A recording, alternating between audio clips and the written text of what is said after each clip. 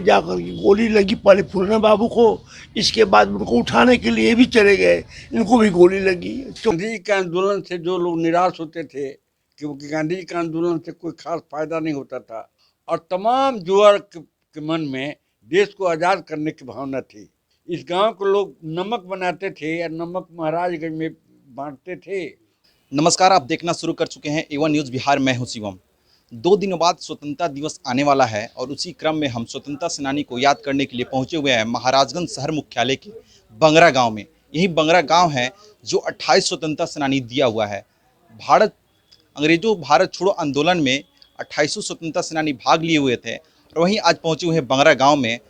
जहाँ पहुँचे हुए हैं यहाँ पे एक स्मारक दिखाई दे रहा है जो अमर शहीद देवशरण सिंह का है, जो अंग्रेजों भारत छोड़ो आंदोलन में अपनी अहम भूमिका निभाई थी और उसी अहम भूमिका निभाते हुए अपनी जान भी गंवाई थी।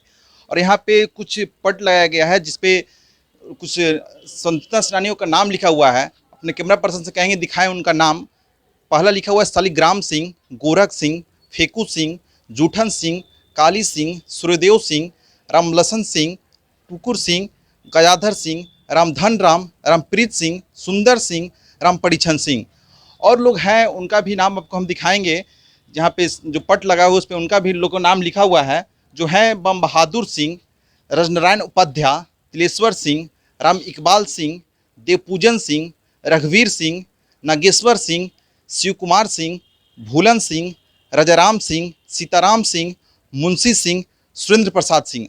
इसमें बस एक जो है बचे हुए हैं मुंशी सिंह। उनसे हम जानेंगे कि आप लोग लड़ाई लड़े हुए थे तो उसमें किस प्रकार अपनी अहम भूमिका निभाए थे और उस अहम भूमिका निभाने के बाद क्या प्रेरणा मिली आप लोगों की और आजकल की जो पीढ़ी है उनको क्या प्रेरणा लेनी चाहिए, उस सब मुद्दे को लेकर हम मुंशी सिंह से बातचीत करने के लिए बंगरा गांव पहुंच रहे हैं। वो क्या आपके पिताजी थे?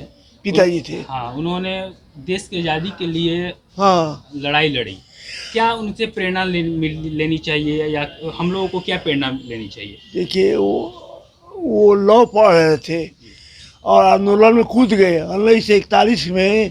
1942 में ये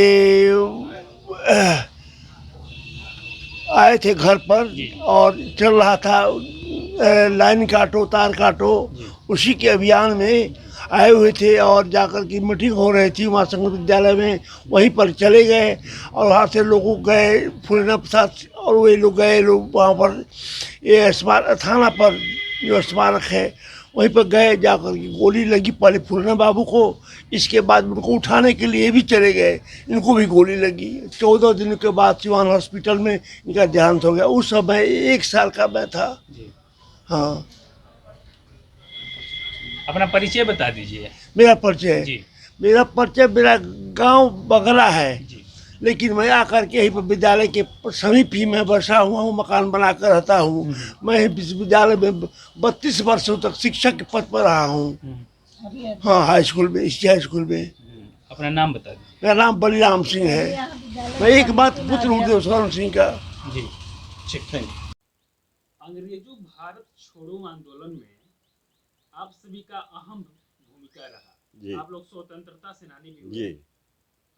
उस समय और इस समय में क्या अंतर है और जैसे कि आजकल के युवा पीढ़ी को किस तरह की शिक्षा देने की जरूरत है? आज़ादी की लड़ाई में एक हवा ऐसी थी कि तमाम नौजवानों के दिमाग में केवल देश को स्वतंत्र करने की बात चल रही थी और गांधी जी के आंदोलन से जो लोग निराश होते थे क्योंकि गांधी जी के आंदोलन से कोई खास फायदा नहीं होता था, वो लोग क्रांतिकारी बन जाते थे।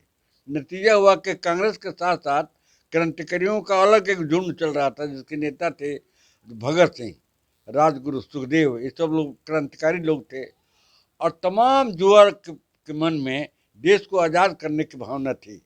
उसी भावना से तमाम युवा लोग ओतप्रोत थे और हर तरह का काम कर रहे थे जिससे देश आज़ाद हो। दिखने में तो गांधी जी और उनके साथ कुछ और थे, लेकिन आमतौर पर सारे नौजवानों के दिल में केवल आज़ादी की बात थी। और यही नौजवान जब सेना में गए तो 1945 में युद्ध के बाद ये लोग विद्रोह कर भाई नाविक लोग विद्रोह कर दिए और अंग्रेजों ने समझा कि अब सेना ही विद्रोह कर रही है तो देश पर राज करना मुश्किल है, तो वो लोगों ने देश छोड़ने का फैसला कर लिया। महाराजगंज के बमरा गांव में कुल 28 स्वतंत्रता संग्राम सेनानी हुए। जी 28 स्वतंत्रता सेनानी थे। इस गांव को लोग नमक बनाते थे या नमक महाराजगंज में बांटते थे, और किशन जी की फुलवारी में खाना बनता था, वहाँ खाना खाते थे लोग। शराब के दुकान पर पिकेटिंग करते थे लोग। नतीजा हुआ कि सारे के सारे लोग स्वतंत्रता सेनानी बन गए।